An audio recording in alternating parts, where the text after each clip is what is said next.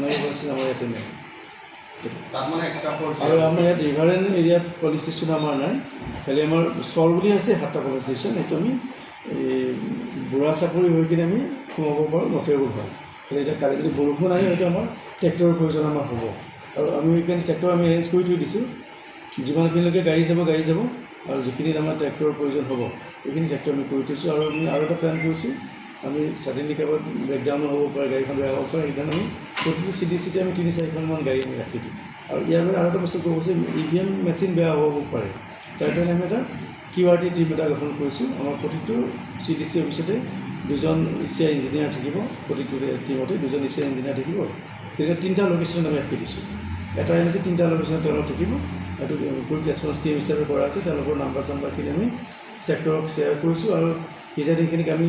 কালি ৰাতিপুৱা শ্বেয়াৰ কৰি দিম তেওঁলোকে সৰু সুৰা ইছ্যু হোৱাৰ লগে তেওঁলোকে যোগাযোগ কৰিব পাৰিব তাৰ বাহিৰে মোৰ ইয়াত এটা আমাৰ কণ্ট্ৰল থাকিব আমাকো জনাব পাৰিব কিবা ইছ্যু হ'লে তেওঁলোকে মেচিন বেয়া বুলি ডিক্লেৰেশ্যনটো দিয়াৰ আগতে এটলিষ্ট আমাৰ পৰা কনফাৰ্ম হৈ লওক যে মেচিন বেয়া হৈছে আপুনি এতিয়া পাব্লিকৰ এনাউন্সমেণ্টটো দিয়ক যে মেচিন বেয়া হৈছে আমি শিফটিং কৰিব যাওঁতে 1 ঘণ্টা বা 1.5 ঘণ্টা লাগিব আপোনালোকে ধৈৰ্য কৰক কিন্তু বহুত সময়ত কি হয় তাৰমানে আগে ভাগে কৈ দিব মেচিন বেয়া হয় বুলি মানুহৰ মাজত হুলস্থুল আৰম্ভ হৈ গ'ল কিন্তু পাছত ইঞ্জিনিয়াৰ গৈ দেখিলে যে ইজি হৈ আছে কৰিব পৰা হৈ আছে গতিকে আমি সেইকাৰণে QRT আমি কৰি লৈছোঁ 3টাকৈ পাৰ LSC থাকিব আৰু তাৰ নাম্বাৰখিনি আমি শ্বেয়াৰ কৰি অলৰেডি আমি দিছোঁ এই ছেক্টৰ অফিচাৰখিনি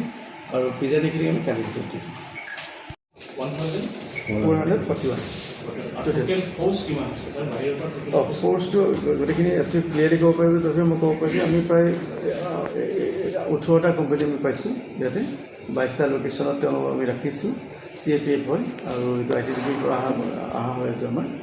আৰু তেওঁলোকক আমি হাফ ছেকশ্যনকৈ মই ক'লোৱে যে ক্ৰিটিকেল পইণ্ট হাফ ছেকশ্যনকৈ থাকিব বাকীখিনি এৰিয়া ডমিনেশ্যন থাকিব আৰু যিখিনি এৰিয়াত আমি আইডেণ্টিফাই কৰোঁ যেনে নৰ্মেলি কিবা ইনচিডেণ্ট হ'ব পাৰে তেনেকৈ থাকিব আৰু আমাৰ